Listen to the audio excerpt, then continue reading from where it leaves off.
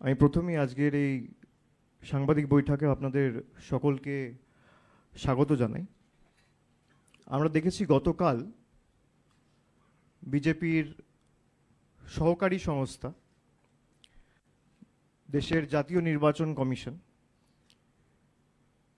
SIR ঘোষণা করেছে বাংলায়, এবং তারা উৎসবের মরশুমে, যেখানে আজ ছট পুজো রয়েছে, সেখানে তারা ঘোষণা করেছে যে আজকেই এসআইআর শুরু হয়ে যাচ্ছে। Chief election commissioner Gyanesh Kumar তিনি নিজে সাংবাদিক বৈঠক করেছেন এবং কিভাবে এসআইআর করা হবে, তার পদ্ধতি কি, সেটা বিস্তারিত সকলকে জানিয়েছে। আমাদের দলের অবস্থান আমরা প্রথম দিন থেকেই স্পষ্ট করেছি যে এসআইআর এর উদ্দেশ্য, যেটাকে স্পেশাল ইন্টেন্সিভ রিভিশন বলা হচ্ছে, সেটা অ্যাকচুয়ালি রিভিশন নয়, সেটা এক্সক্লুশন করে কি করে মানুষকে ভোটার তালিকা থেকে বাদ দিয়ে মানুষের ভোটাধিকার খর্ব করে মানুষকে তার মৌলিক অধিকার থেকে বঞ্চিত করা যায়, সেটাই এদের একমাত্র উদ্দেশ্য এবং লক্ষ্য। আমরা এমন একটা জায়গায় দাঁড়িয়ে আছি যে আজকে দেশের যা পরিস্থিতি, আগে মানুষ ভোট দিয়ে দেশের সরকার নির্বাচিত করত, এখন দেশের সরকার কে ভোট দেবে তাদের নির্বাচিত করছে, তাদের সিলেক্ট করছে। আগে ভোটাররা ভোট দিয়ে সরকার নির্বাচিত করত, এখন দেশের সরকার তার পছন্দের মতো ভোটার বেছে নিচ্ছে কে ভোটার লিস্টে থাকবে আর কার নাম বাদ যাবে।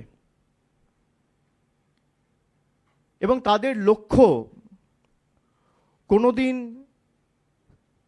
এসআইআর করে ভোটার লিস্ট ত্রুটিমুক্ত করা নয়। যদি তাই লক্ষ্য থাকতো, এই ভোটার লিস্টের নিরিখেই 2024 সালের আজ থেকে 1.5 বছর আগে লোকসভা নির্বাচন হয়েছে, যেখানে বাংলা সহ দেশের 543টা লোকসভা কেন্দ্রে সাংসদরা নির্বাচিত হয়েছে এবং পরবর্তীকালে দেশের সরকার হয়েছে এবং প্রধানমন্ত্রী নির্বাচিত হয়েছে। এই ভোটার লিস্ট যদি ত্রুটিযুক্ত হয়, কেন্দ্রীয় সরকারের প্রথম দায়, দায়িত্ব, কর্তব্য, বাংলায় একটা কথা আছে, আপনি আচরি ধর্ম। অন্যকে জ্ঞান না দিয়ে প্রথমে লোকসভা ডিসলভ করে আপনি ভোটে যান। আমরা তো ভোট থেকে পালিয়ে যাচ্ছি না।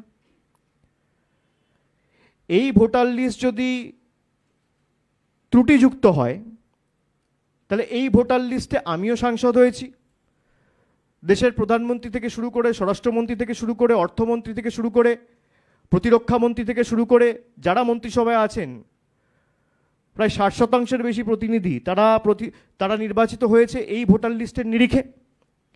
তাদের মৌলিক দায়িত্ব, দায়বদ্ধতা যে তাদের ইস্তফা দিয়ে তারপর আপনি স্পেশাল ইন্টেন্সিভ রিভিশন করুন না, কেউ তো বারণ করছেন না।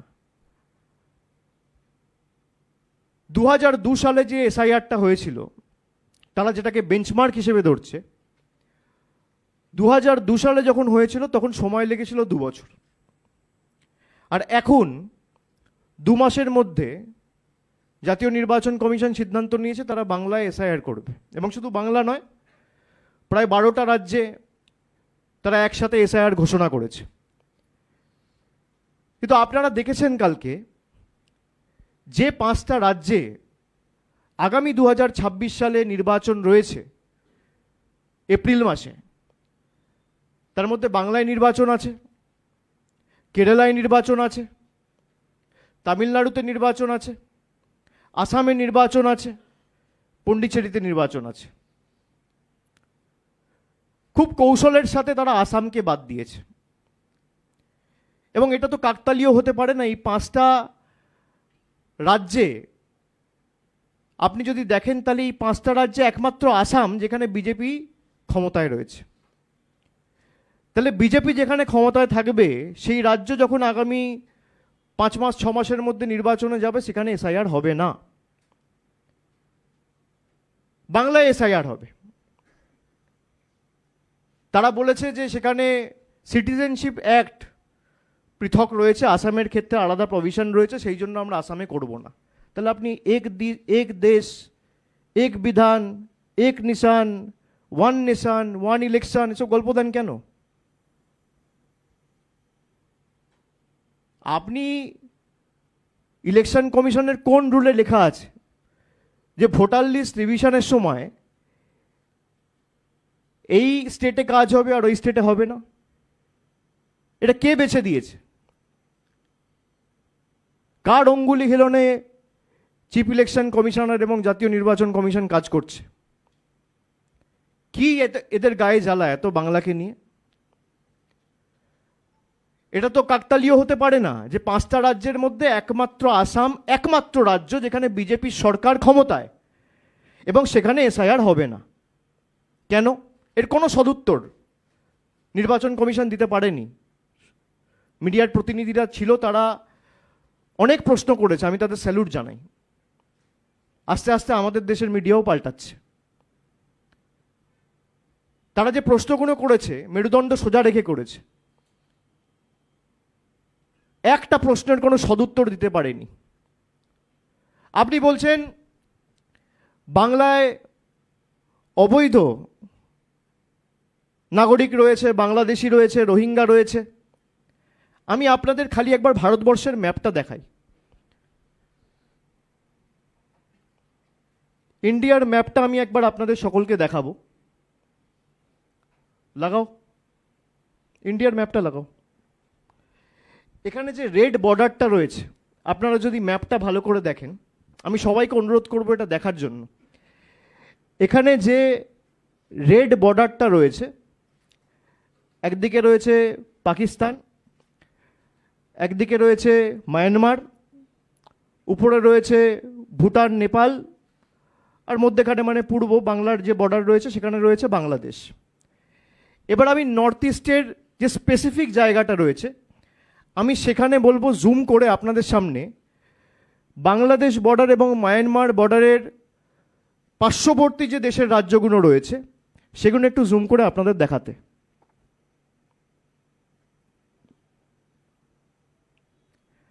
আপনারা দেখুন, প্রথম যে ম্যাপটা আমি দেখালাম সেখান থেকে আমরা জুম ইন করে উত্তর পূর্বর দিকে গেলাম, এবং সেখানে আপনারা দেখছেন মধ্যেখানে হলুদ রঙের যে ম্যাপটা রয়েছে সেটা বাংলাদেশের ম্যাপ। একদিকে রয়েছে বাংলা, একদিকে রয়েছে মেঘালয়, একদিকে রয়েছে আসাম, একদিকে রয়েছে ত্রিপুরা, একদিকে রয়েছে মিজোরাম, আর একদিকে রয়েছে ওয়েস্ট বেঙ্গল। বাংলাদেশের যে বর্ডার, আপনি যদি বর্ডার টু বর্ডার দেখেন তাহলে বাংলাদেশের বর্ডার শেয়ার করছে 5টা রাজ্য: ওয়েস্ট বেঙ্গল, মেঘালয়, আসাম, ত্রিপুরা, মিজোরাম। এসআইআর হচ্ছে খালি বাংলায়, বাকি 4টে রাজ্য বাদ। কেউ প্রশ্ন করে না। বাকি যে 4টে রাজ্য রয়েছে আপনারা খবর করেননি যে 15 দিন আগে ত্রিপুরা থেকে 21 জন বাংলাদেশি ধরা পড়েছে? সংবাদ মাধ্যমের প্রতিনিধিরা খবর করেনি অগস্ট মাসে, সেপ্টেম্বর মাসে আমার মনে আছে মায়ানমার থেকে আসামে রোহিঙ্গা ধরা পড়েছে? 5টা রাজ্য বর্ডার শেয়ার করছে বাংলাদেশের সাথে। আমি আবার বলছি, এই তথ্যটা অত্যন্ত গুরুত্বপূর্ণ। পশ্চিমবাংলার সাথে সাথে মেঘালয়, আসাম, ত্রিপুরা, মিজোরাম 4টে রাজ্যেতেই এসআইআর হচ্ছে না, এবং তারা বলছে বাংলায় বাংলাদেশি রয়েছে। পরের স্লাইডটায় যাব। মায়ানমারের যে বর্ডার রয়েছে, মায়ানমারের বর্ডারে আপনারা দেখুন 4টে স্টেট রয়েছে যাদেরকে রোহিঙ্গা বলা হয়। বার্মা বা মায়ানমার থেকে যারা আসে তাদেরকে বলে রোহিঙ্গা। বিজেপির নেতারা বলতো 1 কোটি রোহিঙ্গা রয়েছে নাকি বাংলায়। মায়ানমার বেঙ্গলের সাথে বর্ডার শেয়ার করে না, তারা তো জানে না। আমি ম্যাপ ধরে দেখাচ্ছি, দেশের ম্যাপ দেশাত্মবোধের কথা বলে, দেশের ম্যাপটাও জানে না। এই হচ্ছে বিজেপি। যারা বর্ডার শেয়ার করছে মিজোরাম, মণিপুর, নাগাল্যান্ড, অরুণাচল প্রদেশ, যাদেরকে তথাকথিত রোহিঙ্গা বলা হয়, সেই রোহিঙ্গা যদি প্রবেশ করে দেশে, তাহলে হয় মিজোরাম দিয়ে করবে, নইলে মণিপুর দিয়ে করবে, নইলে নাগাল্যান্ড দিয়ে করবে, না হলে অরুণাচল প্রদেশ দিয়ে করবে। 4টে রাজ্যের মধ্যে একটা রাজ্যেও এসআইআর হচ্ছে না। তাহলে নির্বাচন কমিশনের উদ্দেশ্য লক্ষ্য কি, আমার প্রশ্ন। আপনি যদি বলেন যে আমার লক্ষ্য হচ্ছে বাংলাদেশি এবং রোহিঙ্গা ডিপোর্ট করা, চিহ্নিত করে এদের ফেরত পাঠানো, তাহলে আগে যেখান দিয়ে ঢুকছে আপনি তো সেখানে তাদের আটকাবেন, বা প্রসিডিওরটা তো সেখানে চালু হবে। আপনারা আজকে প্রেস কনফারেন্সে এসছেন, এই যে আমরা এই রুমটায় বসে আছি, আপনারা তো লাফ মেরে আসেননি, মেন গেট দিয়ে ঢুকেছেন, সিঁড়ি বেয়ে উঠেছেন, উঠে তারপর দরজা দিয়ে ঢুকে এই রুমে প্রবেশ করেছেন। একটা রোহিঙ্গাকে যদি বাংলায় আসতে হয়, তাহলে হয় সে মিজোরাম দিয়ে আসবে, নইলে মণিপুর দিয়ে আসবে, নইলে নাগাল্যান্ড দিয়ে আসবে, নইলে অরুণাচল প্রদেশ দিয়ে আসবে। তাহলে এই 4টে রাজ্য বাদ কেন? আমার প্রশ্ন, এর উত্তরগুলো তো ইলেকশন কমিশনকে দিতে হবে। এদের উদ্দেশ্য লক্ষ্য একটাই, বাংলাকে অপমান করা, বাঙালিকে বাংলাদেশি বলে আখ্যায়িত করা, বাংলা ভাষাকে ব্যঙ্গবিদ্রুপ করা, এবং যেহেতু 2021-এ ল্যাজে গোবরে হয়ে হেরেছে, 2024-এ 18 থেকে 12 হয়েছে, তাই বাংলার মানুষের থেকে তার মৌলিক অধিকার ছিনিয়ে নেওয়া আমরা হতে দেব না। আমি আগেও যা বলেছি, আমি আজও তাই বলছি, একটা মানুষের যদি নাম বাদ যায়, একটা বৈধ ভোটারের যদি নাম বাদ যায়, বাংলা থেকে 1 লক্ষ লোক গিয়ে ইলেকশন কমিশনের অফিস ঘেরাও করবে। ক্ষমতা থাকলে অমিত শাহ দিল্লি পুলিশ আটকে দেখাক। কালকে সুপ্রিম কোর্টের অর্ডার দেখেছেন তো, হাইকোর্টে এক গালে থাপ্পড় মেরেছে, সুপ্রিম কোর্ট আর এক গালে থাপ্পড় মেরেছে। কেমন লাগলো? এত ক্ষমতা। আমি যখন নবজোয়ারে বলতাম মানুষের ক্ষমতার আগে কারোর ক্ষমতা টেকে না, সে যত বড় নেতা ভাবুক নিজেকে, দেশের প্রধানমন্ত্রী হোক, রাষ্ট্রপতি হোক, কোনো প্রদেশের মুখ্যমন্ত্রী হোক, রাজ্যপাল হোক, কেন্দ্রীয় মন্ত্রী হোক, মানুষের ক্ষমতার আগে কারোর ক্ষমতা টেকে না। আমরা গেছিলাম দিল্লিতে বাংলার অধিকারের লড়াইয়ের স্বার্থে, বাংলার পাওনা চাইতে, বাংলার প্রকৃত প্রাপ্য চাইতে। টেনে হিঁচড়ে আমাদের বার করে দেওয়া হয়েছিল কৃষি ভবন থেকে। কে বার করেছিল? অমিত শাহর অধীনস্থ দিল্লি পুলিশ। এমনকি জনজাতি মূলবাসী তপশিলি যে প্রতিনিধিরা ছিল, মহিলাদেরও রেয়াত করেনি, চুলের মুঠি ধরে টানতে টানতে বীরবা হাঁসদাকে বার করেছে। আমার সাথে দোলা সেন ছিল, মহুয়া মৈত্র ছিল, মহিলাদের পর্যন্ত ছাড়েনি।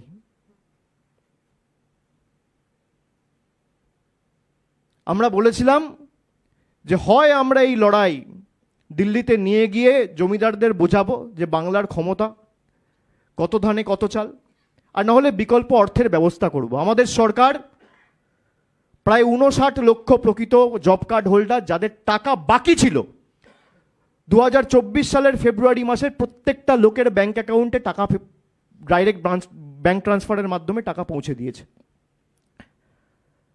আজকে প্রায় 4 বছর 100 দিনের টাকা বন্ধ। নেই করে বাংলার প্রায় 50,000 কোটি টাকা খালি 100 দিনের কাজের নিরিখে কেন্দ্রের সরকার আটকে রেখেছে। রাস্তার টাকা বন্ধ, গ্রাম সড়ক যোজনার টাকা বন্ধ, আবাস যোজনার টাকা বন্ধ, সর্বশিক্ষা মিশনের টাকা বন্ধ, জল জীবন মিশনের টাকা বন্ধ। বাংলাকে ভাতে মারবে, বাংলা ও বাঙালিকে কিভাবে টর্চার করা যায়। এটা 2024-এ হেরে, 21-এ হেরে, তারপরও শিক্ষা নেয়নি। আপনার যদি লক্ষ্য থাকে যে আপনি এসআইআর করবেন, আপনি কেন 2021-এর নির্বাচনের পর করলেন না? 2 বছর তো নির্বাচন ছিল না, 23 অব্দি পঞ্চায়েত ছিল, আর কিছু ছিল না। 23-এর পঞ্চায়েত থেকে 24-এর লোকসভা 1 বছর টাইম পেলেন, করলেন না কেন? নির্বাচন যখন এসআইআর হয়েছিল তখন 2 বছর সময় লেগেছিল। আপনার কাছে কি জাদু কাঠি আছে? আপনি 2 মাসে 10 কোটি লোককে বাড়ি বাড়ি গিয়ে ভেরিফাই করে দেখবেন? বিজেপি বলছে তৃণমূল ভীত সন্ত্রস্ত, এসআইআর হলে তৃণমূলের ভোট ব্যাংক ধসে যাবে। তৃণমূল হেরে যাবে, আজকে তারিখটা লিখে রাখুন। আমি তারিখ দিয়ে আপনাদের সামনে বলে, এখানে প্রায় 50টার বেশি ক্যামেরা রয়েছে। বিজেপির ক্ষমতা থাকলে চ্যালেঞ্জ অ্যাকসেপ্ট করবে। আপনি এসআইআর কত ক্ষমতা আছে আপনি করুন, আর আমরাও আপনাকে চ্যালেঞ্জ করছি, একটা লোকের যদি নাম বৈধ ভোটারের বাদ যায়, বাংলার ক্ষমতা কি দিল্লিতে 2023 সালের অক্টোবর মাসে ট্রেলার দেখিয়েছিলাম। আগামী দিনে আপনাদের পুরো সিনেমাটা দেখাবো। বাংলা, গুজরাট, মধ্যপ্রদেশ এক না। আর যারা বলছে যে তৃণমূল ভীত সন্ত্রস্ত, এখানে ক্যামেরার সামনে আমি অন রেকর্ড বলছি, বিজেপির যদি বুকের পাঁটা থাকে তাহলে চ্যালেঞ্জ অ্যাকসেপ্ট করবে। আমি তো অনেক চ্যালেঞ্জই দিই। বাংলার বকেয়া নিয়ে আমি বলেছি যে আপনারা আসুন, সংবাদ মাধ্যমে চ্যানেল বেছে নিন, সঞ্চালক বেছে নিন, সময় বেছে নিন, আমি যাচ্ছি, আপনারা আসুন। কেউ তো আসেনি।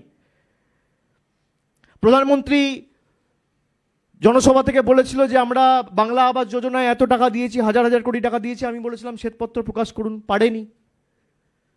জায়গা বাছুন, শ্বেতপত্র নিয়ে আসুন, আমরা আমাদের রিপোর্ট কার্ড নিয়ে যাচ্ছি, আসতে পারেনি। আজকে এদেরকে আবার চ্যালেঞ্জ দিচ্ছি। বিজেপির যত ছোট বড় মাঝারি নেতা আছে যারা জ্ঞান দিচ্ছে যে তৃণমূল কংগ্রেসের ভোট ব্যাংক ধসে যাবে। মমতা ব্যানার্জি কন্যাশ্রী দেয় যখন, লক্ষ্মীর ভাণ্ডার দেয় তখন ভোট ব্যাংক থেকে লক্ষ্মীর ভাণ্ডার দেয়, কন্যাশ্রী দেয়। একটা রাস্তা করলে তখন ভোট ব্যাংক থেকে রাস্তা করে। 12 লক্ষ লোককে নিজের কোষাগার থেকে সাধারণ মানুষের উপর 10 পয়সার বাড়তি বোঝা না চাপিয়ে আমাদের সরকার বাড়ির টাকা দিয়েছে, যেটা কেন্দ্রের দেবার কথা, ভোট ব্যাংক দিয়ে দেখিয়েছে। দেখাতে পারবে একটা বার করে? আর আজকে তাদেরকে আবার বলছি যে আপনাদের ক্ষমতা থাকলে আপনারা এসআইআর করার পরেও তৃণমূল কংগ্রেসের যা ভোটের আসন ছিল 2021 সালে, একটা হলেও বাড়াবো, কমার জায়গায় নেই। আর বিজেপিকে 50-এ নামাবো। ক্ষমতা থাকলে চ্যালেঞ্জ অ্যাকসেপ্ট করুন। আর যদি আসন সংখ্যা বাড়ে এসআইআর হওয়ার পরেও, আপনারা যত ক্ষমতা আছে প্রয়োগ করুন, যত বল আছে। আগেও তো করেছেন, 100 দিনের টাকা আটকাতে পেরেছেন। এই 100 দিনের টাকা তো আমরা ছিনিয়ে আনবো। আইনত আমরা লড়বো, কন্টেম্পট ফাইল হবে যদি কোর্টের ভায়োলেশন আপনারা না, কোর্টের গাইডলাইন যদি আপনারা ভায়োলেট করেন, তার সাথে পলিটিক্যাল লড়াইও হবে। আর যদি আপনারা এসআইআর করেও গোহারা হারেন, তাহলে বিজেপির নেতারা অন্তত পক্ষে একটা আন্ডারটেকিং দিয়ে বা বাংলার সংবাদ মাধ্যমকে ডেকে সাংবাদিক বন্ধুদের সাক্ষী রেখে বাংলার 10 কোটি মানুষের সামনে বলুক যে আমরা যদি 2026-এ হারি আর তৃণমূলের আসন সংখ্যা একটা হলেও বাড়ে, আমরা 1 সপ্তাহের মধ্যে 2 লক্ষ কোটি টাকা বকেয়া ছেড়ে দেবো। না হলে আপনারা যা বলবেন আমি তাই করব। আমার ওপেন চ্যালেঞ্জ বিজেপির নেতাদের কাছে, অ্যাকসেপ্ট করুন। পারবেন? ক্ষমতা আছে? তৃণমূল ভোট ব্যাংকের রাজনীতি করে না। আপনারা নিজেদেরকে হিন্দুদের রক্ষাকর্তা বলে দাবি করেন। আজকে একজন ভদ্রলোক মারা গেছে খড়দাতে, তার নাম প্রদীপ কর। জিজ্ঞেস করুন তো কটা বিজেপির নেতা খোঁজ নিয়েছে? মমতা ব্যানার্জি ভোট ব্যাংকের রাজনীতি করে। প্রথম যদি তার বাড়িতে কেউ গিয়ে থাকে সাহায্যের হাত বাড়াতে, তৃণমূলের লোকেরা গেছে। এসআইআর ঘোষণা হওয়ার পর থেকে এই রিজেন্ট কলোনি, নেতাজি নগর, 2 জন ব্যক্তি মারা গেছে। কালকে এসআইআর ঘোষণা হয়েছে, আমি তার পরিবারের সদস্যদের সাথে যোগাযোগ করেছি। আমি জানতে পেরেছি যে কালকে এসআইআর হওয়ার পর, ঘোষণা হওয়ার পর, ভদ্রলোক এতটাই ভীত সন্ত্রস্ত হয়ে গেছে যে কোনোদিন নিজের শোয়ার ঘরে গিয়ে তিনি ছিটকানি আটকে বা দরজা বন্ধ করে কোনোদিন ঘরে শোয় না। তার বৌদি বলছে যে দরজার খিলটা আটকে ছিটকানি মেরে তিনি শুতে গেছেন। আজকে তার মৃতদেহ উদ্ধার করছে এবং তার সাথে তার সুইসাইড নোট। সেই সুইসাইড নোটে প্রয়াত প্রদীপ কর, যার 57 বছর বয়স, তিনি বিয়ে থা করেননি, অবিবাহিত, তিনি লিখছেন আমার মৃত্যুর জন্য দায়ী হচ্ছে এসআইআর এবং এনআরসি। আর কত রক্ত চান জ্ঞানেশ কুমার? আর কত রক্ত চান অমিত শাহ? এত ঔদ্ধত্য, এত অহংকার, মানুষের প্রাণ, এদের তো কোনো যায় আসে না। মানুষের প্রাণের তো এদের কাছে কোনো দাম নেই। আমাদের কাছে তো মানুষের জীবন বা মানুষের প্রাণ অমূল্য, মূল্যাতীত। মণিমুক্তের মতো। আর এদের এত উদ্ধত্ত অহংকার যে মানুষ মরছে এদের কিছু যায় আসে না। প্রায় 700 জন কৃষক মারা গেছে কালো কৃষি আইনের কারণে, একবার খোঁজ নিয়েছে? এনআরসির কারণে কত লোক ভয়ে আত্মহত্যা করেছে, আজকে এসআইআর এর কারণে করছে। খেলা আপনারা শুরু করলেন, শেষ আমরা করব। আমি বিজেপির ছোট বড় মাঝারি সব নেতাকে বলছি, যারা 2 বছর রাজনীতি করেনি তারা জ্ঞান দেবে, যাদের কাউন্সিলর ভোটে জেতার দম নেই তারা বড় বড় ভাষণ দেবে। 10 বছর আজকে মোদী সরকার ক্ষমতায়, 11 বছর। জিজ্ঞেস করুন তো বাংলা থেকে যারা প্রতিনিধি হয়েছে, 2019 থেকে তো 18 জন ছিল, 2024-এ 12 জন হয়েছে। একটা চিঠি লিখে কোনোদিন বলেছে যে গরিব মানুষের প্রায় 2 কোটি মানুষ, 2,58,00,000 মানুষের জীবন জীবিকাই 100 দিনের কাজের উপর নির্ভরশীল? একটা চিঠি লিখে কোনোদিন প্রধানমন্ত্রীকে বা সংশ্লিষ্ট দপ্তরের আধিকারিক বা কোনো মন্ত্রীকে বলেছে যে বাংলার প্রতি এই বঞ্চনা বন্ধ করা হোক, বাংলার প্রাপ্য ছেড়ে দেওয়া হোক? বাংলার মানুষের ভোটে যারা নির্বাচিত তারা দিল্লির কৃতদাসত্ব করছে, লজ্জা নেই এদের।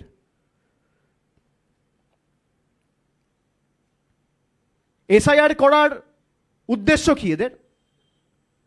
আপনি এসআইআর করলে 2021-এর পর করলেন না কেন? আপনি এসআইআর করলে 22-এ করলেন না কেন? নির্বাচন ঘোষণা হবে ফেব্রুয়ারি মাসে, আপনি এসআইআর ঘোষণা করছেন অক্টোবরের শেষে, নভেম্বর থেকে এসআইআর। আর খুব কৌশলগতভাবে অ্যাডমিনিস্ট্রেশনটাকে নিজের হাতে নিয়ে নেওয়া। মানুষ ম্যান্ডেট দিয়েছে মমতা বন্দ্যোপাধ্যায়কে, তৃণমূল কংগ্রেসকে এবং মামাটি মানুষের সরকারকে তৃতীয়বার 5 বছরের টার্ম, 2021 থেকে 2026। সেখানে আপনি এসআইআর করে অক্টোবর, নভেম্বর, ডিসেম্বর, জানুয়ারি, ফেব্রুয়ারি, মার্চ, এপ্রিল 7 মাস নিয়ে নিচ্ছেন। লোকসভার সময় 6 মাস নিয়ে নিয়েছেন, এখানেই তো 13 মাস চলে গেল। সরকারটা কাজ করবে কখন? যখন ইচ্ছা ডিবিসির জল ছেড়ে দিচ্ছেন। বাংলার মানুষকে বঞ্চিত করতে হবে, প্রাণে মারতে হবে। যখন ইচ্ছা চিফ সেক্রেটারিকে ডেকে, 21 থেকে শুরু হয়েছে, 21-এ তৃণমূল জেতার পর 10 দিনের মধ্যে আলাপন বন্দ্যোপাধ্যায় তখন চিফ সেক্রেটারি ছিল, তাকে শোকজ করা। পোস্টপোল ভায়োলেন্সের নামে বাংলাকে সারা দেশের সামনে কলুষিত করা, কালিমালিপ্ত করা, সন্দেশখালি করে একটা মিথ্যে ঘটনাকে সাদা কাগজে মহিলাদের টাকা দিয়ে সই করিয়ে সেই ভিডিও বেরিয়েছে, পরবর্তীকালে জনসমক্ষে এসছে, আপনারা সবাই দেখেছেন। প্রত্যেকটা সংবাদ মাধ্যম যারা বিজেপির কথায় সেদিনকে নেচে সারা দেশের কাছে বাংলাকে কালিমালিপ্ত করেছিলেন, তাদের ক্ষমা চাওয়া উচিত বাংলার কাছে। যেখানে বিজেপির মণ্ডল সভাপতি বলছে যে আমরা করিয়েছি টাকা দিয়ে, যে মহিলা কমপ্লেন দিয়েছে তিনি বলছেন যে আমি জানি না, আমাকে সই করতে বলেছে, আমি সই করে দিয়েছি। একের পর এক ঘটনা। জিএসটির নামে হাজার হাজার কোটি টাকা আটকে রাখা, কেন্দ্রীয় প্রকল্পের টাকা আটকে রাখা। 2024 সালের জুলাই মাসে নীতি আয়োগের মিটিংয়ে মমতা বন্দ্যোপাধ্যায়কে বলতে না দেওয়া, ইচ্ছাকৃতভাবে তার মাইক বন্ধ করে দেওয়া, এটা বাংলার অপমান নয়? বিজেপির যে নেতা বলেছে বাংলা বলে কোনো ভাষা নেই, সে আজও তার নিজ পদে বহাল। বিজেপির যে নেতা, বিজেপির যে মুখ্যমন্ত্রী বলেছে বাংলায় কথা বললেই অ্যারেস্ট করো, সেই আসামে এসআইআর করা হচ্ছে না।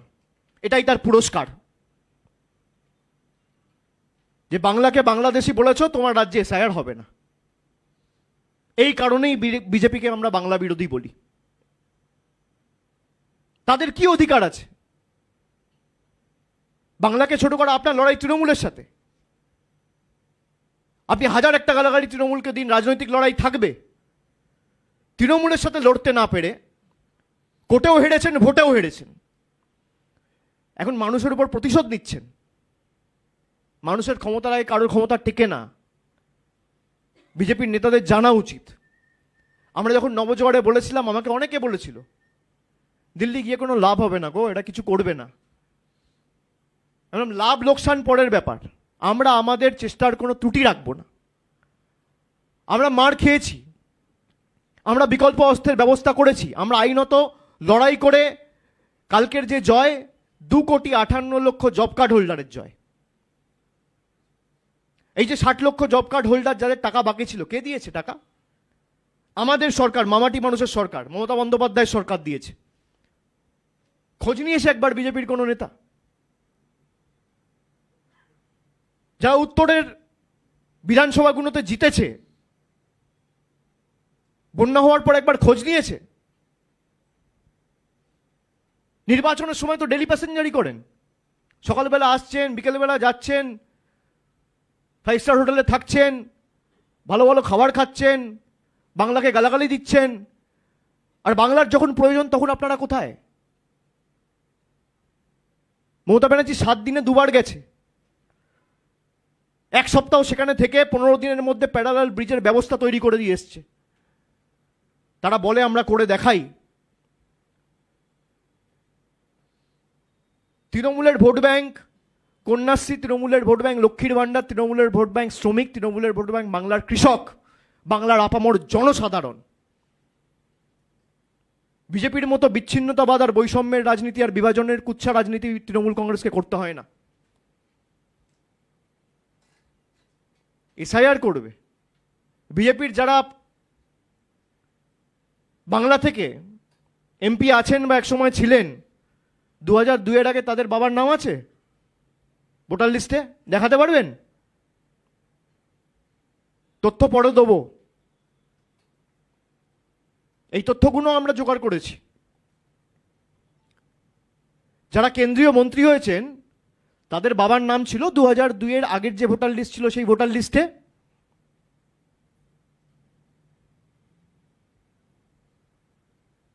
কেউ বলতে পারবেন?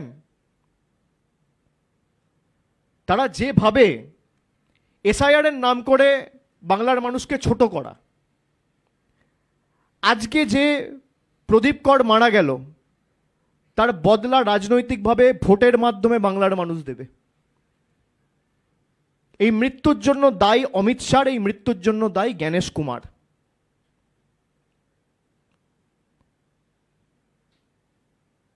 তাদের নামে এফআইআর হওয়া উচিত। তিনি যখন নিজে সুইসাইড নোটে লিখে যাচ্ছে আমার মৃত্যুর জন্য দায়ী এসআইআর এবং এনআরসি করছে অমিত শাহ, করার পরিকল্পনা করেছিল অমিত শাহ, এসআইআর করার চক্রান্ত করেছে জ্ঞানেশ কুমার, এবং তিনিও অমিত শাহর সহকর্মী ছিলেন 6 মাস আগে। তারা বড় বড় ভাষণ দেয়। আপনি নির্বাচন থেকে পালাচ্ছেন, তৃণমূল নির্বাচন থেকে পালায় না। বাংলায় 2টো উপনির্বাচন ডিউ, আপনি করাননি কেন বিহারের সাথে? তার কারণ জানেন আপনি যদি নির্বাচন করান আপনি গোহারা হারবেন। 2024 থেকে 2025 এই অক্টোবর মাস অবধি 12টা উপনির্বাচন হয়েছে, 12টাতেই তৃণমূল জিতেছে। আমরা নির্বাচন থেকে পালাই না, আমরা মানুষকে ফেস করতে চাই, মানুষের সাথে থাকি। আপনাদের মতো খালি বসন্তের কোকিলের মতো নির্বাচন ঘোষণা হলে দিল্লি থেকে উড়ে এসে জুড়ে বসি না। 365 দিন মানুষের সাথে থাকি। আপনাদের ভয় যে মানুষ ভোট দেবে না, 303 থেকে 240-এ নেমে এসছি।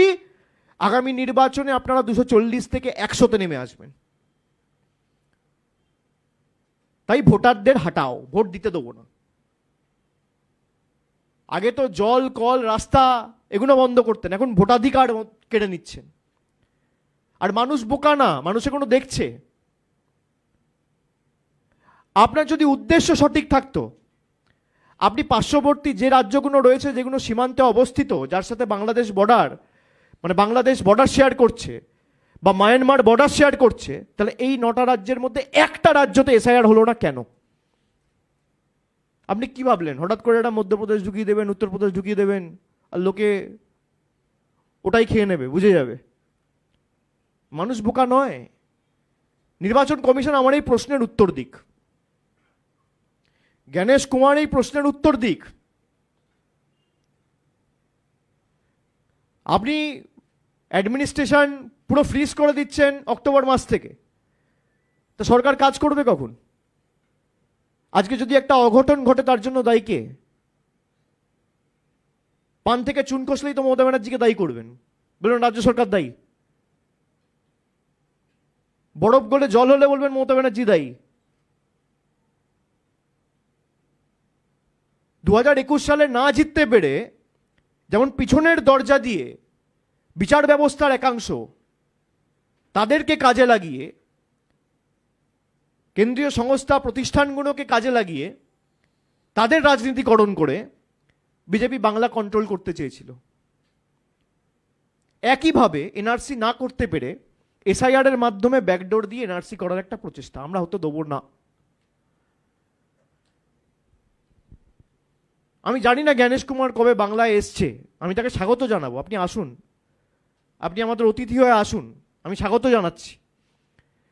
কিন্তু বাংলাকে মধ্যপ্রদেশ, গুজরাট আর উত্তরপ্রদেশের সাথে এক করবেন না। ইতিহাস পড়ুন, নবজাগরণ, দেশের স্বাধীনতা আন্দোলন সংগ্রাম, বাংলার যে বিপ্লবীদের অবদান সেটা দেখুন। এই মাটি না থাকলে আপনি যে ভাষায় কথা বলছেন নিজের নামটাও লিখতে পারতেন না, সে ভাষায় কথাও বলতে পারতেন না।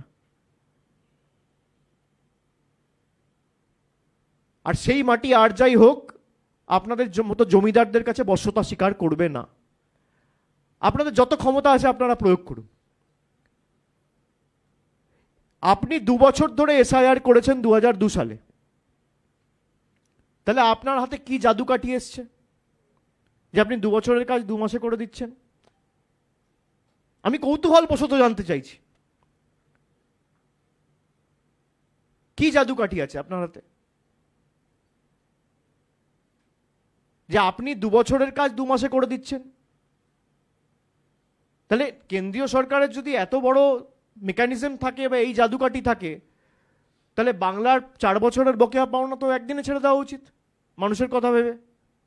তা তো ছাড়ছেন না।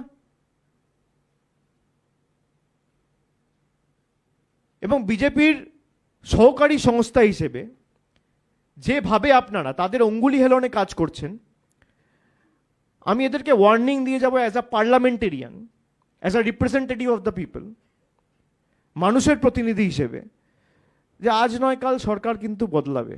জ্ঞানেশ বাবু, দেশ ছেড়ে পালাবেন না।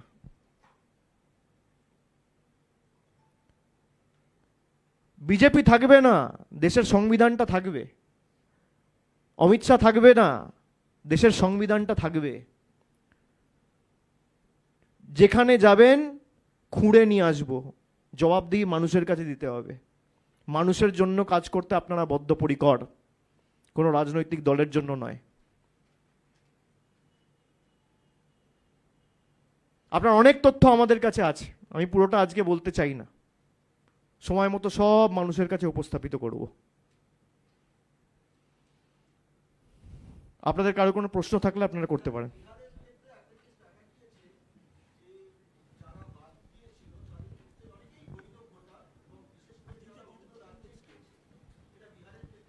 মাইকে বলুন। বিহারের ক্ষেত্রে দেখতে পাওয়া গিয়েছিল যাদের নাম বাদ পড়েছে তাদের অনেকেই বৈধ ভোটার, তারা অন্যত্র ছিলেন। হ্যাঁ, আর কালকে ইলেকশন কমিশনার মিথ্যে কথা বলেছে যে কোনো অ্যাপিলই নেই, হ্যাঁ, কোনো ডিসক্রিপেন্সি নেই। এবং এদের বড় সংখ্যক কাজের সূত্রে অন্য রাজ্যে গিয়েছে। এই যে তাড়াহুড়ো করে করা হচ্ছে, যেটা বারবার বলছে যে কোন জাদুকাঠি, বিহারেও এই তাড়াহুড়ো করে করা হয়েছিল এবং পশ্চিমবঙ্গেও যে সময়, তাতে তো একই জিনিসের পুনরাবৃত্তি হতে পারে। আমরা তো আগেই বলেছি এসআইআর মানে স্পেশাল ইন্টেন্সিভ রিভিশন না, এসআইআর হচ্ছে সাইলেন্ট ইনভিজিবল রিগিং, চুপি চুপি ভোটের কারচুপি। যদি 65 লক্ষ লোক ভোটার তালিকা থেকে বাদ গিয়ে থাকে, ইলেকশন কমিশন লিস্ট বা সূচি মানুষের সামনে দিক যে এদের মধ্যে কজন বাংলাদেশি, কজন রোহিঙ্গা, কজন অন্য দেশের নাগরিক, কার কোথায় বাড়ি, সেই সূচি তো ইলেকশন কমিশন রিলিজ করেনি। এবং তারা একইভাবে বিহারকে বাংলার সাথে মিলিয়ে দিচ্ছে। বিহার বাংলা এক নয়, সেটা বিজেপির নেতারা বুঝেছে, সেই জন্য তারা আর শত্রু না হয়ে আগে জ্ঞানেশ কুমারকে এগিয়ে দিয়েছে, তাদের ঘাড়ে বন্দুক রেখে অমিত শাহ চালাচ্ছে। এবার বাংলা যেভাবে শিক্ষা দিয়েছে বিজেপিকে 2021-এ, 24-এ, 26-এও ব্যতিক্রম হবে না। যে কটা আবর্জনা বেঁচে রয়েছে আপনারা দেখবেন সব কটাকে বঙ্গোপসাগরে বিসর্জন দেবে বাংলার মানুষ। পানিঘাটের বাসিন্দা প্রদীপ কর আত্মঘাতী হয়েছে, তো সেক্ষেত্রে আপনি বললেন যে এফআইআর একটা করা উচিত, তো সেক্ষেত্রে দলীয়ভাবে কি আপনারা কোনো আইনি পদক্ষেপ নেবেন এই বিরুদ্ধে? না, এফআইআর তো পরিবারের সদস্য করবে।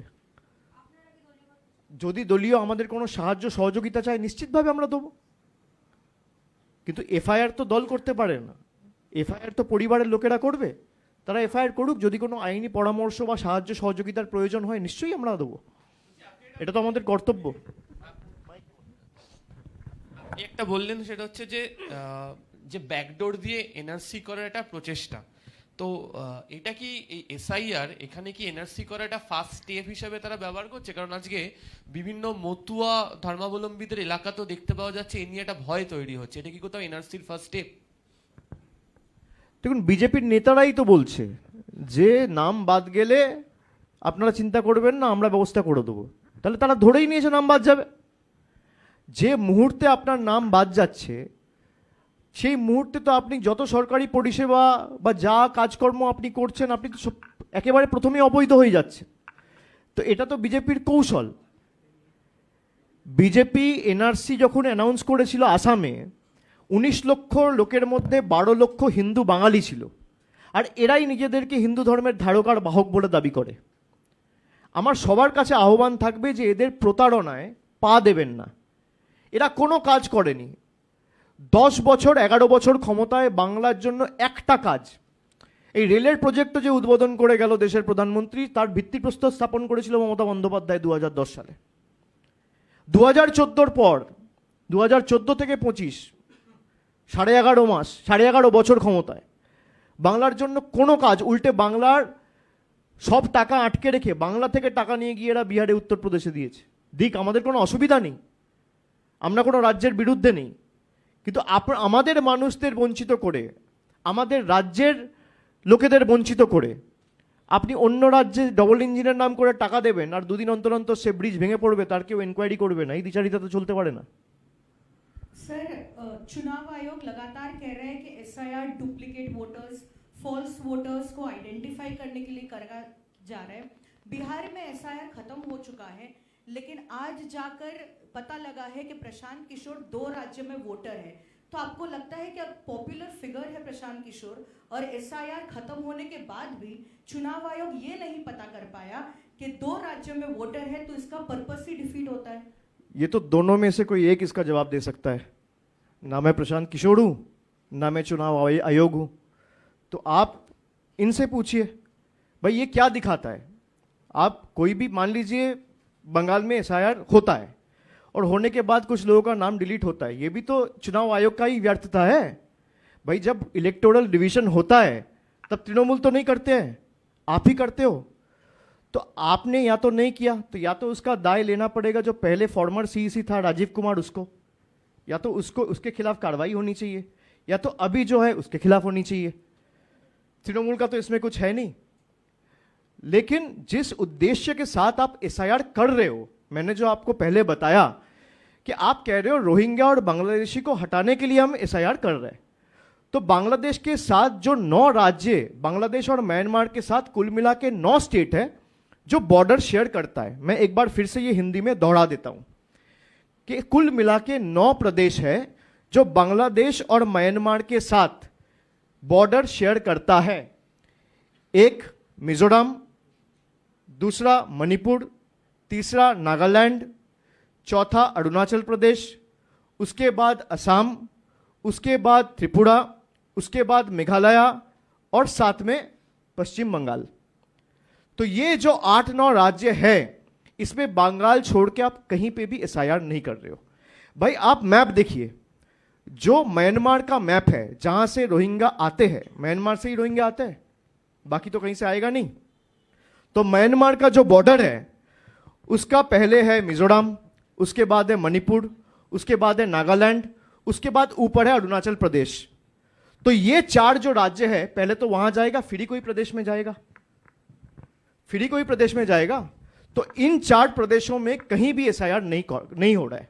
तो ये दिखाता है कि इलेक्शन कमीशन का जो ऑब्जेक्टिव है एसआईआर करने का, वो इलेक्टोरल प्लॉय के हिसाब से अमित शाह का इंस्ट्रक्शन पे वो कर रहा है और कुछ नहीं। अगर आपका उद्देश्य सही होता तो आप पहले जिस राज्य से रोहिंग्या आएंगे उस राज्य में एफआईआर करो। Bengal doesn't share its border with Myanmar. अब आप बांग्लादेश में आ जाइए, बांग्लादेश में कुल मिला के 4 राज्य है जो बॉर्डर शेयर करता है। एक पश्चिम बंगाल है, एक मेघालय है, एक त्रिपुरा है, एक असम है। अब ना त्रिपुरा में एसआईआर हो रहा है, ना असम में एसआईआर हो रहा है, ना मेघालय में एसआईआर हो रहा है कहां? पश्चिम बंगाल। और खबरों के सूत्रों से हम लोग को देखने को मिला कि 15 दिन पहले भाई त्रिपुरा में बांग्लादेशी पकड़े गए, असम में पकड़े गए रोहिंग्या। तो रोहिंग्या आया तो कहां से आया भाई? जैसे आज ये प्रेस कॉन्फ्रेंस है, आप लोग अगर इस कमरे में आए तो मेन गेट से आए ना, झक मार के तो कूद के तो नहीं आए कि अचानक से उड़ा और पहुंच गया खिड़की से। आप दरवाजे से आए, एक दरवाजे से आए, सीढ़ी में चढ़ के फिर आप कमरे का जो दरवाजा था वो खोल के अंदर आए।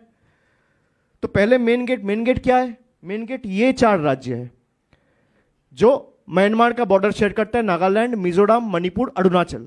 वहां कोई एसआईआर नहीं हो रहा है, एसआईआर हो रहा है बंगाल में। क्योंकि बीजेपी का लोग ये नैरेटिव फैलाता है कि बांग्लादेशी और रोहिंग्या तो बंगाल में है। अरे बंगाल का बॉर्डर ही नहीं है। ये कहता है कि भाई बांग्लादेशी बंगाल में घुस जाता है। भाई बीएसएफ आपके अधीन में है, आप क्या कर रहे हो भाई? बीजेपी के लोग तो यही कहते हैं कि बॉर्डर से इन्फिल्ट्रेशन हो रहा है। भाई आपको शर्म से मर जाना चाहिए। या तो अपना इस्तीफा दो, या तो ये फालतू के एलिगेशन बोलना बंद करो। This proves that you are the most incompetent home minister in the history of independent India. भाई ना आप कश्मीर में टेररिस्ट अटैक रोक पा रहे हो, ना आप बॉर्डर से इन्फिल्ट्रेशन रोक पा रहे हो, और साथ में आपके डर की वजह से देश के लोग भी आत्महत्या कर रहे हैं। तो आपका हाथ से खून से रंगे हुए, इस्तीफा दे दो, इससे अच्छा। किस मुंह से आप जाते हो लोगों के सामने बड़ा बड़ा भाषण देने, बात करने? क्या किया है आपने? आप कहते हो बंगाल में इन्फिल्ट्रेशन होता है, बंगाल में तृणमूल का सरकार मदद करता है। भाई जम्मू कश्मीर पुलिस आपका था, पहलगाम का 4 टेररिस्ट कैसे आया जरा बताना? और जिसके इनकम्पिटेंसी के वजह से आया, आईबी चीफ तपन डेका, उसको 1 साल का एक्सटेंशन दिया आपने। This is BJP for you my friends. One who should be punished is being rewarded. जिसको पकड़ के इन्वेस्टिगेशन करके जेल डालना चाहिए, उसको रिवॉर्ड कर रहा है। Same with other chief ministers of the states. जो बीजेपी में चला गया, अजित पवार, हिमंतो बिश्व शर्मा, सब साफ, वॉशिंग मशीन। जिसको जेल डालना चाहिए उसको चीफ मिनिस्टर बना दिया, डिप्टी चीफ मिनिस्टर बना दिया। भाई जिसका इनकम्पिटेंसी की वजह से 26 लोग मारे गए, आप उसको एक्सटेंशन दे रहे हो। जम्मू कश्मीर में तृणमूल का क्या है?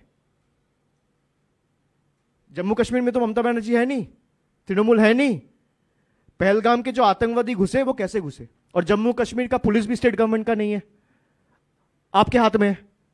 तो ये डबल इंजन सरकार वाली बात है कि border security force is also with the home ministry and the Jammu and Kashmir police is also with the home ministry and the home minister is Amit Shah. And 26 people are being brutally killed and murdered in broad daylight. And someone who should be punished is being rewarded. तपन डेका जो IB का chief है, जिसका incompetency के कारण जिसका tenure खत्म हो रहा था, उसको आप रिवॉर्ड कर रहे हो। ये कैसी राजनीति है आपकी? आप अगर बंगाल में करना चाहते हो एसआईआर, तो पहले आपको मिजोरम से शुरू करना चाहिए ना, जहां से रोहिंग्या आता है। आप मिजोरम करिए, आप मणिपुर करिए, आप नागालैंड करिए, आप अरुणाचल करिए। आपने नहीं किया, आपने असम नहीं किया, त्रिपुरा नहीं किया, मेघालय नहीं किया, किया कहां? बंगाल। ये दिखाता है कि आपके उद्देश्य स्पष्ट नहीं है। Your objective is not to identify foreigners and deport them. Your objective is to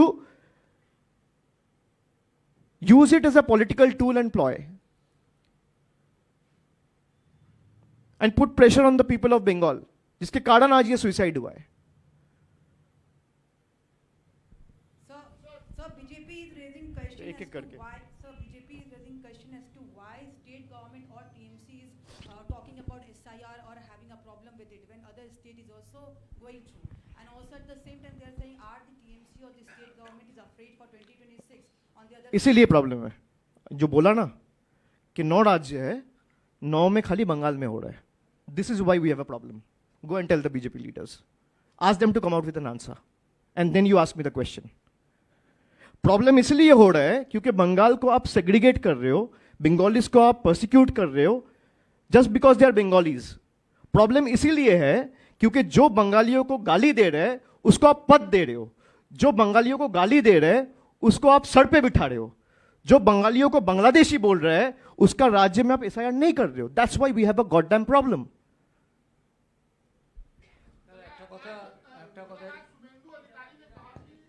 भैया माइक में बोलिए.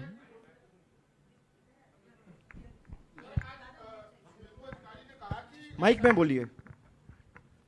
आज शुभेंदु अधिकारी ने कहा कि एसआईआर की घोषणा हो चुकी है, अब चाहिए जितने सनातनी हैं वो एक साथ रहें. उन्होंने साफ तौर पर कहा बटेंगे तो कटेंगे, एक रहेंगे तो सेफ रहेंगे.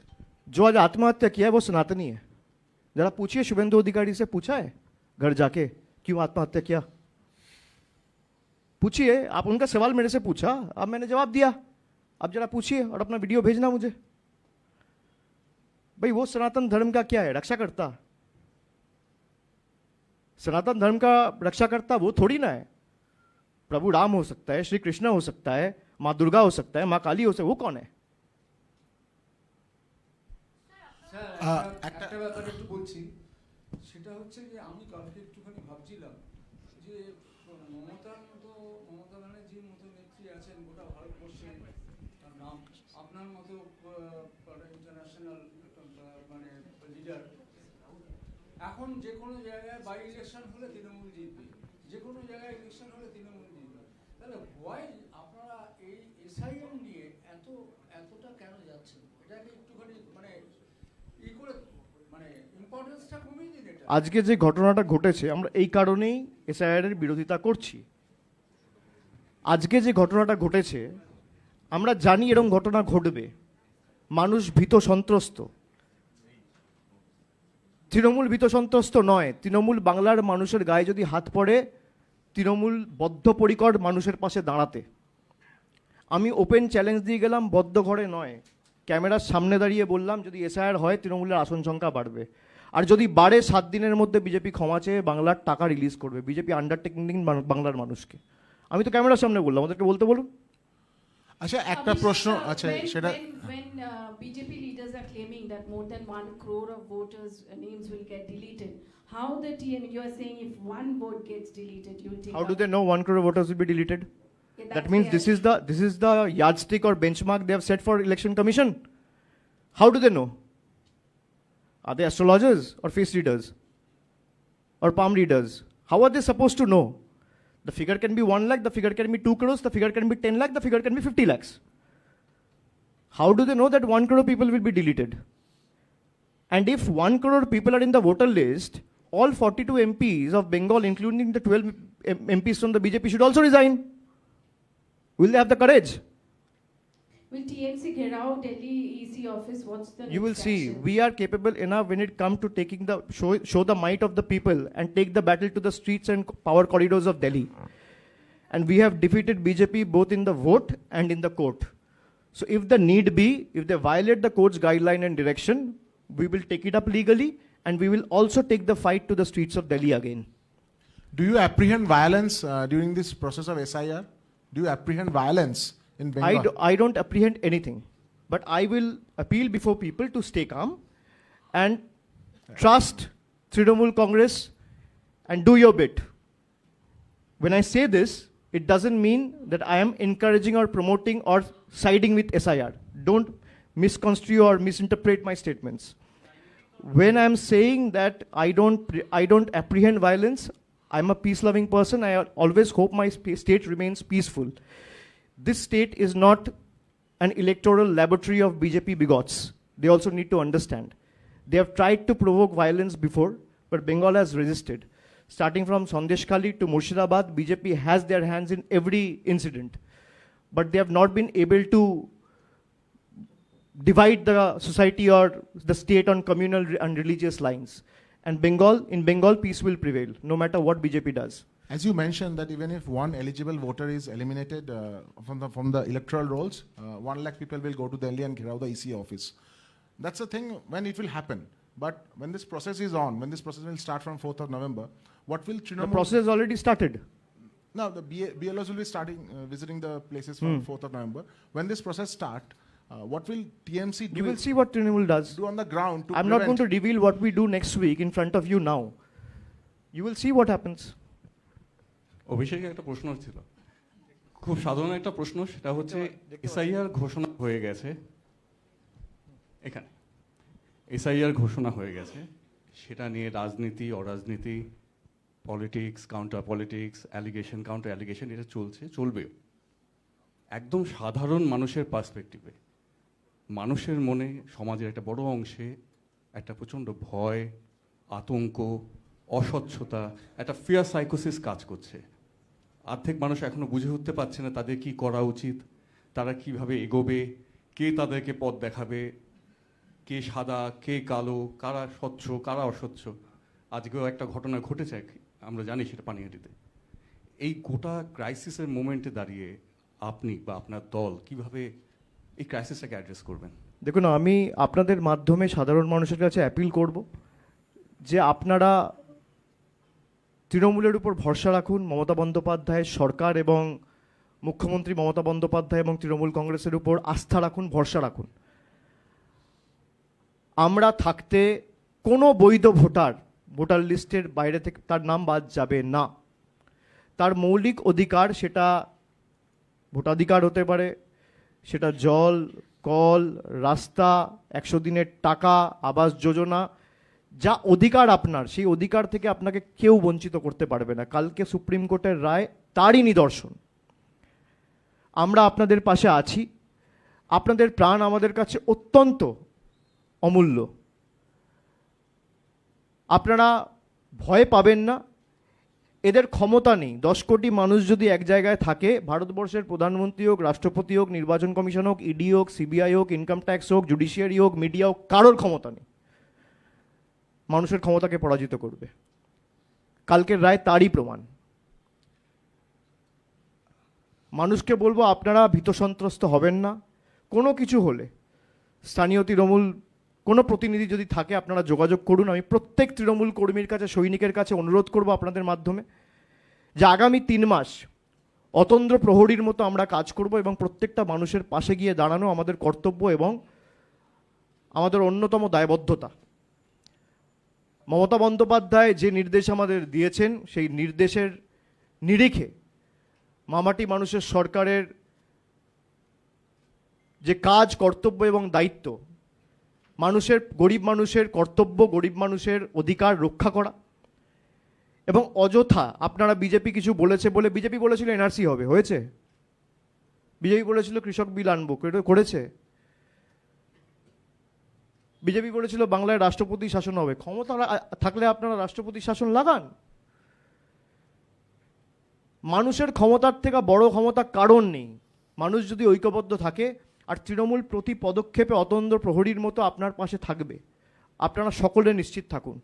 দরকার হলে যখন এসআইআর চলবে, আমরা নিজেরা গিয়ে আপনাদের পাশে দাঁড়াবো, চিন্তা করবেন না।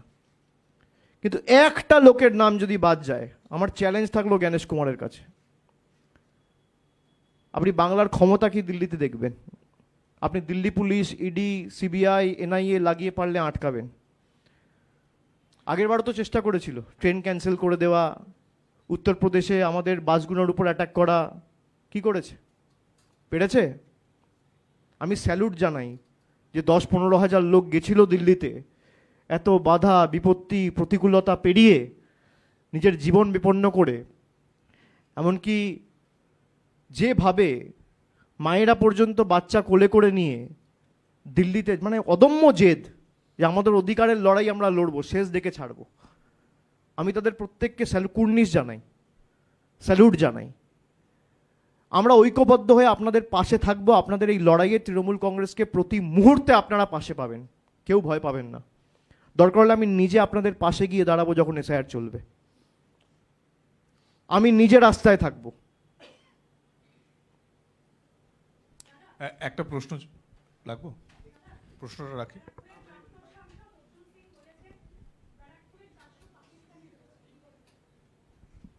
ওকে ভোট দিয়ে জিতেছিল নাকি আগের বার?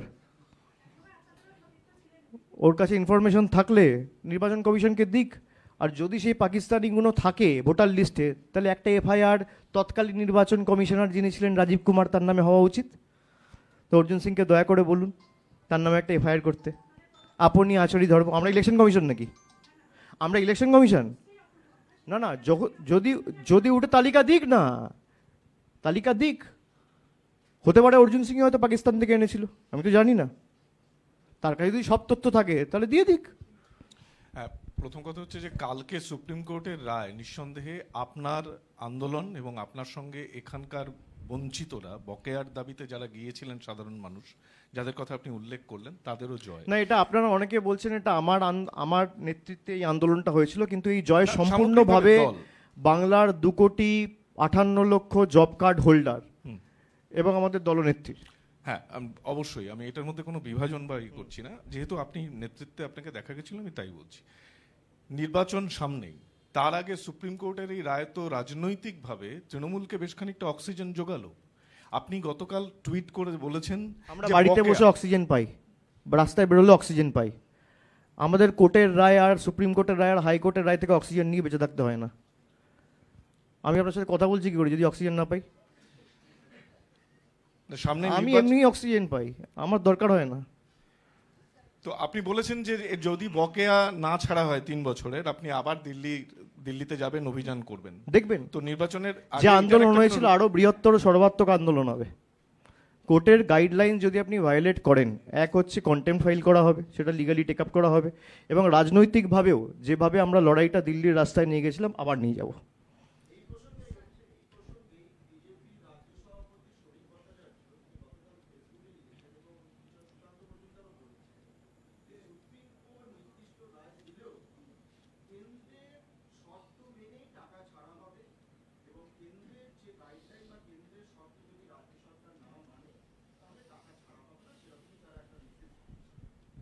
ওটা হয়তো কনসোলেশন প্রাইজ, ওটা নিয়ে খুশি থাকতে বলবেন। টাকা তো ছাড়তে হবে ভাই, টাকা তো কেন্দ্রই দেবে, টাকা তো রাজ্য দেওয়ার কথা না। রাজ্যের তো মানুষের বকেয়া নয়, কেন্দ্রের টাকা আটকে রেখেছে, রাজ্যের বকেয়া কেন্দ্রে আটকে রেখেছে, কেন্দ্রের দায়িত্ব। আপনি ওটা কনসোলেশন প্রাইজ হিসেবে ইউজ করুন। Mr. Banerjee, I've got two questions. May I?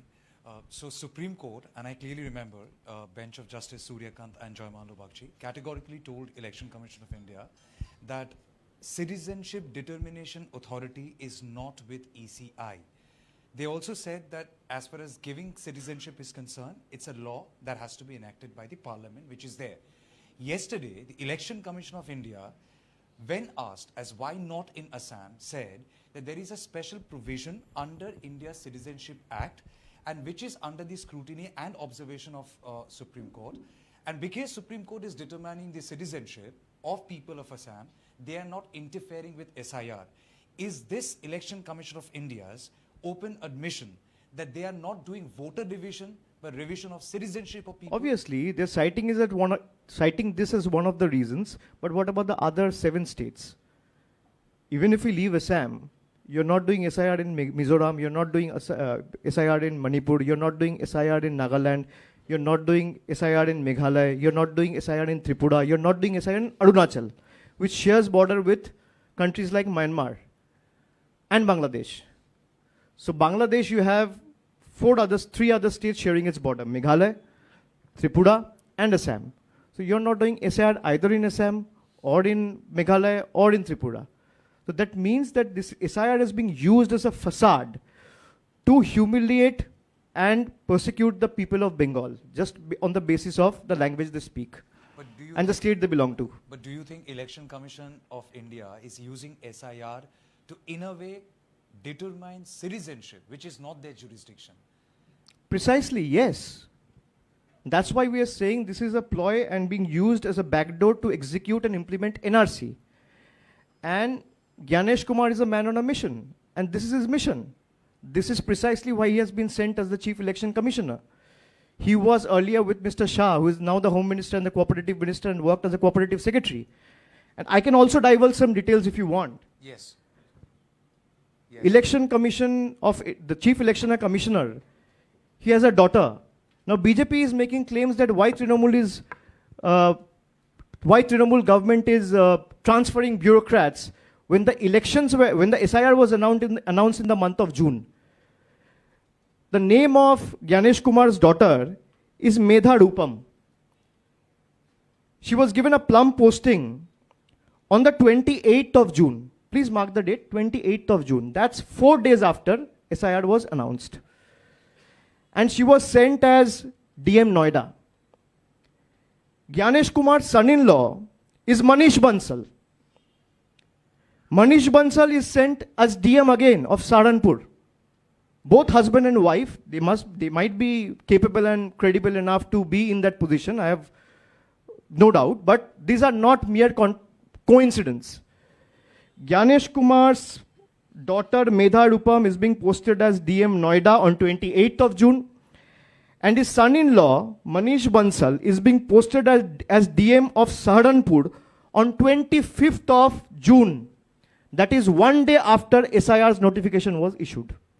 Are these mere coincidences? Ask Mr. Gyanesh Kumar.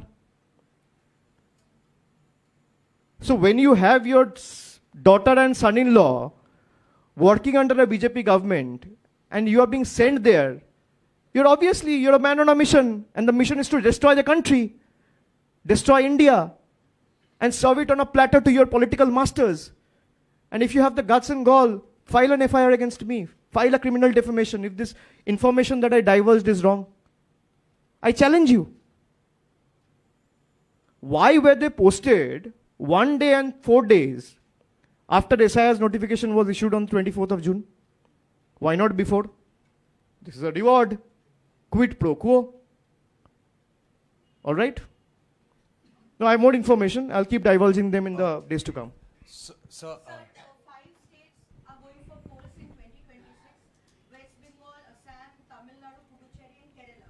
लेकिन इन 5 राज्यों में एकमात्र असम ऐसा राज्य है जहां पर SIR नहीं कराया जा रहा है, और इन 4 राज्यों में ज्यादातर जगह पर ऑपोजिशन भी पावर में है. हाँ, मैंने शुरुआत में वो तो बोला, आप सबको बोला कि जो 5 राज्य इलेक्शन के लिए अगला साल जा रहा है, उसमें जो 5 स्टेट्स है, एक है बंगाल, एक है तमिलनाडु, एक है केरला, एक है असम, एक है पौंडीचेरी, और उसमें असम एकमात्र राज्य है which is BJP ruled, and this cannot be a मियर coincidence कि जहां पे बीजेपी का सरकार है वहीं ऐसा नहीं हो रहा है. तो ये सबको पता है. वो जनता को बेवकूफ बनाना चाहता है, पर जनता समझदार है, इसलिए बीजेपी 303 से 240 पे है. जनता बेवकूफ होती तो बीजेपी 350 पे होती, तो 240 पे है, अगला बार 100 पे होगी. স্যার আপনি বললেন যে একজন ভোটারের নামও যদি বাদ যায় তাহলে দিল্লির দরবারে গিয়ে আন্দোলন হবে. তো সেক্ষেত্রে শুভেন্দু অধিকারী যেটা বলছেন যে কোনো ভারতীয়ের নাম বাদ যাবে না, যারা বাংলাদেশি তাদের নাম বাদ যাবে, তার কারণ ভারতীয়রা. তাহলে ওনাকে জিজ্ঞেস করুন হাইকোর্টের যে অর্ডারটা রয়েছে, যেখানে একজন অন্তঃসত্ত্বা মহিলাকে বাংলাদেশি বলে 1 মাস আগে বাংলাদেশে পাঠিয়ে দেওয়া হয়েছে এবং 4 সপ্তাহ সময় দেওয়া হয়েছিল, 24শে অক্টোবর সেই সময়সীমা পূর্ণ হয়েছে, এখনো পর্যন্ত ভারত সরকার তাকে আনেনি কেন? এই প্রশ্নটা করুন. এ তো হাইকোর্টের রায়, আমার রায় না. আপনি 6 জন, একজন অন্তঃসত্ত্বা মহিলা সহ 6 জন ভারতীয়কে জোর জবরদস্তি বাংলাদেশে পাঠিয়ে দিয়েছেন তারা বাংলায় থাকে বলে. হাইকোর্ট রায় দিয়ে বলেছে এটা ভারতীয়. তাহলে তাদের আনার দায়িত্ব তো শুভেন্দু অধিকারীর. শুভেন্দু অধিকারী গত 1 মাসে কটা চিঠি অমিত শাহকে আর এক্সটার্নাল অ্যাফেয়ার্সকে লিখেছে প্রকাশ করুক, জিজ্ঞেস করুন. আরে আপনি জিজ্ঞেস 100 বার না, আমরা সে ভারতীয় না হলে ভোট দেবে কেন? কিন্তু ভারতীয় বা ভারতীয় না সেটাকে ঠিক করবে ইলেকশন কমিশন না শুভেন্দু অধিকারী? সেটা কে ঠিক করবে? সেটা ঠিক করার মালিক কি শুভেন্দু অধিকারী? কোর্ট যখন বলে দিচ্ছে ভারতীয়, তার উপরে কথা বলবে শুভেন্দু অধিকারী? এসআইআর কেন্দ্রিক এখানে 1 মিনিট, এসআইআর কেন্দ্রিক কলকাতায় আপনারা কোনো নভেম্বর মাসে কর্মসূচি নিতে চলেছেন? 1 আর 2 নম্বর হচ্ছে সীমান্তবর্তী অঞ্চলের মানুষের মধ্যে উদ্বেগ, আকাঙ্ক্ষা বা কৌতূহলটা অনেক বেশি বেড়ে গেছে, সেই জায়গায় আপনারা কিভাবে পাশে দাঁড়াবেন? আমি প্রথমেই দ্বিতীয় প্রশ্নের উত্তর আমি অলরেডি দিয়েছি, আর আপনি রাজনৈতিক কর্মসূচি নিয়ে যে প্রশ্নটা করলেন, আমি 2-4 দিনের মধ্যে আপনারা জানতে পাবেন. অভিষেক, আমি এপাশ থেকে বলছি, আমি ঠিক এখানে দেখা যাচ্ছে না তো। আপনি প্রেস কনফারেন্স শুরু করেছেন নির্বাচন কমিশনকে বিজেপির সহকারী সংস্থা হিসেবে উল্লেখ করে। এটাতে নির্বাচন কমিশন এবং তাদের সিদ্ধান্ত সম্পর্কে তৃণমূল কংগ্রেসের মনোভাব বোঝা যায়, স্পষ্ট হয়। আমি একটা জিনিস খুব নীতিগতভাবে জিজ্ঞেস করছি, যে রাজ্যের বৃহত্তম দল এবং শাসক দল হিসেবে তৃণমূল কংগ্রেসের সর্বভারতীয় সম্পাদকের কাছে, যে তৃণমূল কংগ্রেস দল হিসেবে এসআইআর প্রক্রিয়াকে সহযোগিতা করবে কিনা এবং তার পরিচালিত সরকারের প্রশাসন এসআইআর প্রক্রিয়াকে সহযোগিতা করবে কিনা। আমি আপনাকে বলি, প্রথমে আপনি বুঝুন, আমি প্রথমেই যখন বলা শুরু করলাম আমি বলেছিলাম যে আপনি 2 বছরের কাজ কি করে 2 মাসে করছেন। আপনি যদি 2 বছর ধরে এসআইআর করেন বা সময় নিয়ে করেন, এই যে হেস্টিলি হারিডলি করছেন, কিসের এত তাড়া আপনার? কিসের এত তাড়া? এসআইআর করতে তো সময় লাগবে। যদি 80,000 পোলিং স্টেশন থাকে, এক একটা পোলিং স্টেশনে 1200 করে ভোটার থাকে বা 1000 করে ভোটার থাকে, বাড়ি বাড়ি গিয়ে চেক করা আপনি 2 মাসে, বিশেষ করে উৎসবের মরশুমে, এখন জগদ্ধাত্রী পুজো হয়নি, ছট পুজো চলছে, তার মধ্যে আপনি এসআইআর এর কাজ শুরু করে দিয়েছেন। আপনি কিভাবে, কি জাদুকাঠি আপনার কাছে আছে সেটা ইলেকশন কমিশন ক্লিয়ার করুক। এবার ইলেকশন কমিশন বলতে পারে হ্যাঁ টেকনোলজি এমন জায়গায় পৌঁছে গেছে যে টেকনোলজির মাধ্যমে আমরা করতে পারি। তাই যদি হয় তাহলে ফার্স্ট স্টেপ তো ইলেকটোরাল রোলকে ডিজিটাইজ করা উচিত। That should be the first step. যদি টেকনোলজির মাধ্যমে আপনি এসআইআর করতে চান তাহলে তো ইলেকটোরাল রোল আপনাকে ডিজিটাইজ করে পলিটিক্যাল পার্টিকে দিতে হবে, তা তো দিচ্ছেন না। সেই জন্যই জাদুকাঠিটা কি, রেসিপিটা কি আমি জানতে চাই। এত কর্মদক্ষ ইলেকশন কমিশন কবে থেকে হলো? না আমি একটু আগে যেটা বললাম, হঠাৎ করে কর্মদক্ষতা তার মেয়ে এবং তার জামাইকে পোস্ট করেছে বলে বেড়ে গেল? এর জবাব উনিই দিতে পারবেন।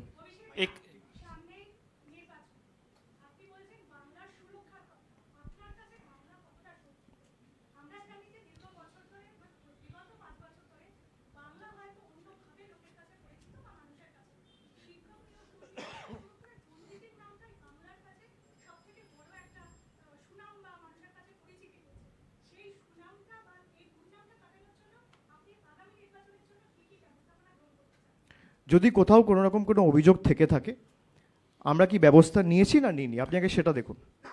পার্থ চ্যাটার্জির বিরুদ্ধে অভিযোগ ছিল, ব্যবস্থা নেওয়া হয়েছে কি নেওয়া হয়নি? একই দিকে আপনি দেখুন হিমন্ত শর্মার বিরুদ্ধে ব্যবস্থা নেওয়া হয়েছে অভিযোগ ওঠার পরে, হ্যাঁ কি না? একইভাবে আপনি দেখুন শুভেন্দু অধিকারীর বিরুদ্ধে ব্যবস্থা নেওয়া হয়েছে, হ্যাঁ কি না? একইভাবে আপনি দেখুন অজিত পাওয়ারের বিরুদ্ধে ব্যবস্থা নেওয়া হয়েছে, হ্যাঁ কি না? আর সুরক্ষার কথা যখন আপনি বলছেন, আপনি যেভাবে আমাকে এই প্রশ্নটা করলেন ওই স্টেটে কি একই প্রশ্ন করে আসুন না, তারপর বাংলার সুরক্ষার কথা বলবেন। রাজ্যের হাল কি পরিস্থিতি? আরজি করের ঘটনার জন্য মমতা বন্দ্যোপাধ্যায় দায়ী? যদি দায়ী থাকে, সবাই সুরক্ষিত, আর এর জন্য দায় বিজেপির। অপরাজিতা বিল পাস করছে না কেন প্রশ্ন করুন না, ওদেরকে গিয়ে তো প্রশ্ন করার সাহস নেই আপনার। অপরাজিতা বিল পাস করছে না কেন আপনি আগে উত্তর দিন। আপনি উত্তর দিন, দাঁড়ান, আপনি কোয়েশ্চেন করছেন, আপনি আমার কোয়েশ্চেনের উত্তর দেবেন। অপরাজিতা বিল 1 বছর ধরে প্রেসিডেন্টের কাছে আটকে পড়ে আছে কেন? জবাব কে দেবে? অপরাজিতা বিল কেন আটকে পড়ে আছে? অপরাজিতা বিল কেন আটকে পড়ে আছে? অপরাজিতা বিল কেন আটকে পড়ে আছে? আগে আপনি প্রশ্ন করবেন, উত্তর নেবেন, তারপর আমাকে প্রশ্ন করবেন। अभिषेक, यहाँ सवाल है कि बिहार में जब एसआईआर की शुरुआत हुई थी, इस तरफ बिहार में जब एसआईआर की शुरुआत हुई थी तब काफ़ी विरोध हुआ था। उसके बाद बहुत सारी त्रुटियां भी पाई गई, बहुत सारा उसमें काफ़ी कुछ ढील दी गई, जैसे आधार को शामिल किया गया और काफ़ी कुछ ढील दी गई। तो अभी क्या लगता है कि ईसी के पास उतने संसाधन हैं कि 12 राज्यों में जो तो वही समझने का कोशिश कर रहा हूँ। दूसरा, ज्ञानेश कुमार पर आप व्यक्तिगत आरोप भी लगा रहे हैं, कई सारे आरोप। मैं कोई व्यक्तिगत आरोप नहीं लगाया। व्यक्तिगत आरोप क्या है? उनकी भाई आपका बेटी का पोस्टिंग नहीं हुई, ये आरोप नहीं है, ये हुआ है। मैं वही मेरा सवाल ये है कि क्या ज्ञानेश कुमार ईसी के जब कमिश्नर हुए उसके बाद से ये पूरा बदलाव हुआ है या उससे पहले से ही बदलाव शुरू हो गया था, जो अप्रोच है, एटीट्यूड है? नहीं, इसी का तो भूमिका हम लोग पहले भी देखे हैं कि मान लीजिए यहाँ पे चुनाव अनाउंस हुआ, आप देखिए 2021 में देखिए, आप 2024 में देखिए, पहले आते ही डीजी को बदल देते हैं। भाई दूसरे स्टेट्स में आपका ये प्रोएक्टिवनेस दिखता नहीं है। एक ही साथ चुनाव होता है केरल में, एक ही साथ चुनाव होता है असम में, एक ही साथ चुनाव होता है आपका तमिलनाडु में। तो ये प्रोएक्टिवनेस दिखता है यहाँ पे। 2024 में जब लोकसभा का चुनाव था मोदी जी का रैली में बीजेपी का एक लीडर था जिसको कैश के साथ पुलिस ने पकड़ा। पुलिस को रिवॉर्ड करना चाहिए था, 24 घंटे के अंदर उस डिस्ट्रिक्ट का जो एसपी था धृतिमान सरकार, उसको हटा दिया।